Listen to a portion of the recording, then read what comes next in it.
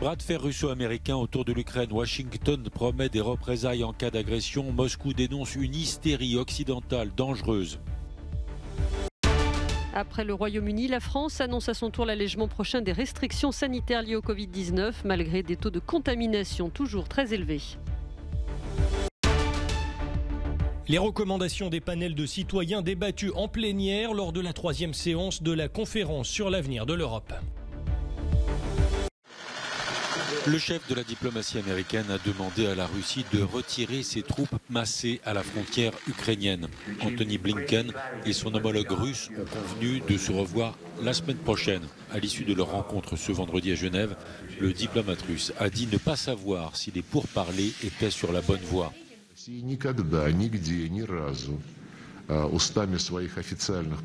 Jamais et nulle part un représentant officiel russe n'a menacé le peuple ukrainien. Toute cette hystérie mise en avant par nos collègues occidentaux ne peut avoir d'autre objectif que de provoquer des actions militaires ukrainiennes dans le Donbass ou bien, au minimum, de couvrir le régime de Kiev qui cherche à saboter les accords de Minsk.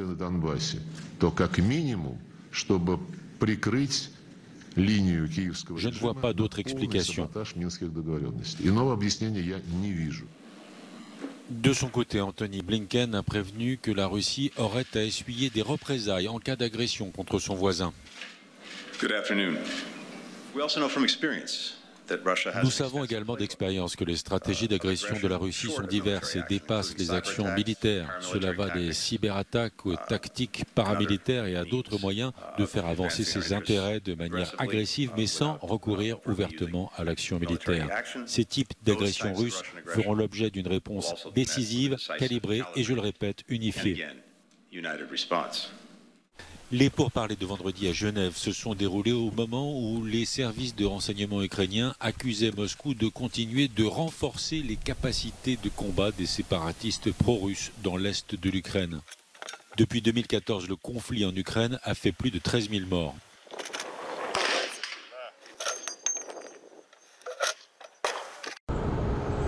L'ONU appelle les États à lutter contre le négationnisme et toute forme d'antisémitisme, notamment sur les réseaux sociaux.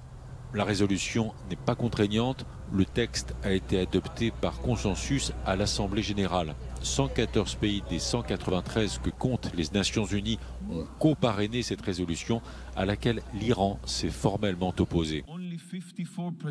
Seulement 54% des gens dans le monde ont entendu parler de l'Holocauste.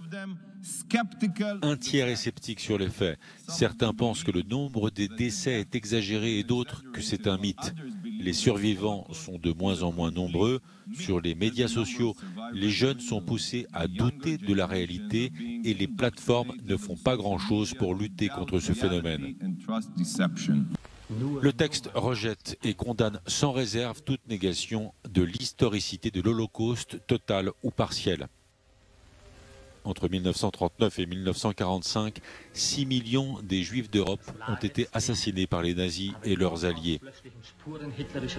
Les ministres des Affaires étrangères allemands et israéliens ont signé un communiqué commun pour saluer l'adoption de la résolution. Le pass vaccinal contre le Covid-19 entrera en vigueur lundi prochain pour les Français de plus de 16 ans. Dans le même temps, l'allègement des restrictions a été annoncé. Fini les jauges dans les lieux accueillant du public, l'obligation du télétravail et surtout l'exigence du port du masque en extérieur à compter du 2 février. Tant que je constate autour de moi que tout n'est pas réglé, je garderai le masque. Je ne l'ai jamais porté en extérieur. Respirer de l'air, voir l'expression des gens sur leur visage, c'est quand même autre chose, quoi. Dernière étape de la levée des restrictions, le 16 février, la consommation debout dans les bars sera de nouveau autorisée et les discothèques pourront rouvrir. Le pays continue pourtant de battre des records de contamination, mais si la pression reste forte sur les hôpitaux, le nombre de nouvelles admissions en service de soins critiques est lui à la baisse. Même scénario en Espagne, la Catalogne a décidé d'alléger ses restrictions malgré un taux d'infection toujours élevé. À compter de ce vendredi, le couvre-feu en vigueur sera notamment levé.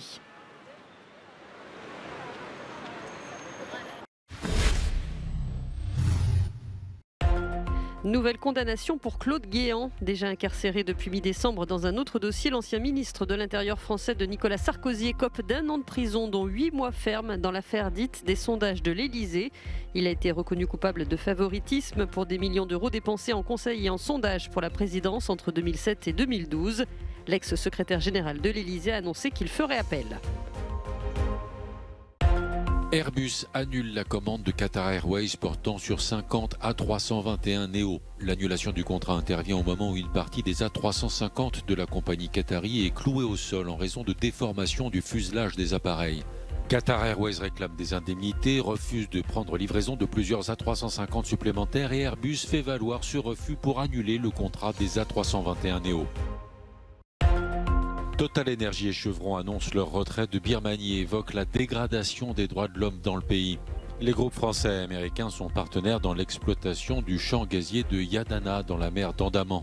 Selon une ONG birmane, 1500 civils ont été tués dans les répressions conduites par les militaires au pouvoir depuis le coup d'État du 1er février dernier.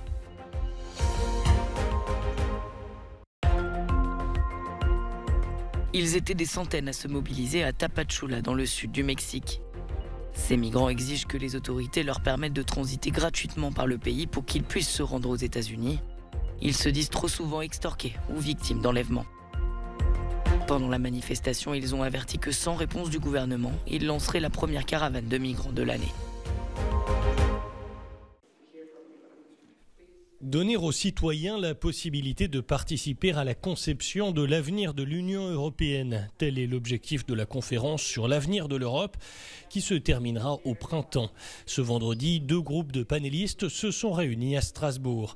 Les citoyens ont été choisis au hasard en respectant certains critères pour s'assurer que tous les âges et groupes socio-économiques, mais aussi toutes les nationalités de l'UE soient représentés.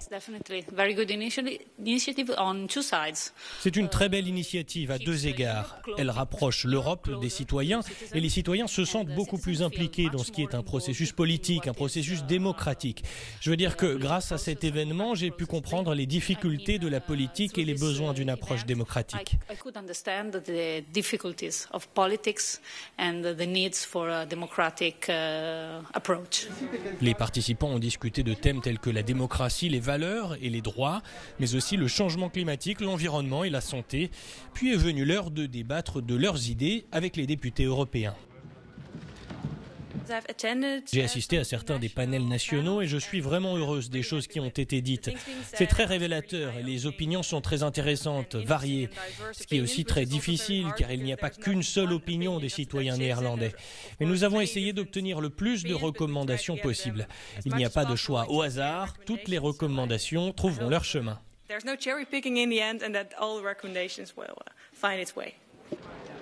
Les participants présenteront leurs propositions lors d'une session plénière. Elle a débuté ce vendredi et se poursuivra ce week-end, lors de laquelle ils se réuniront avec les députés européens et les commissaires.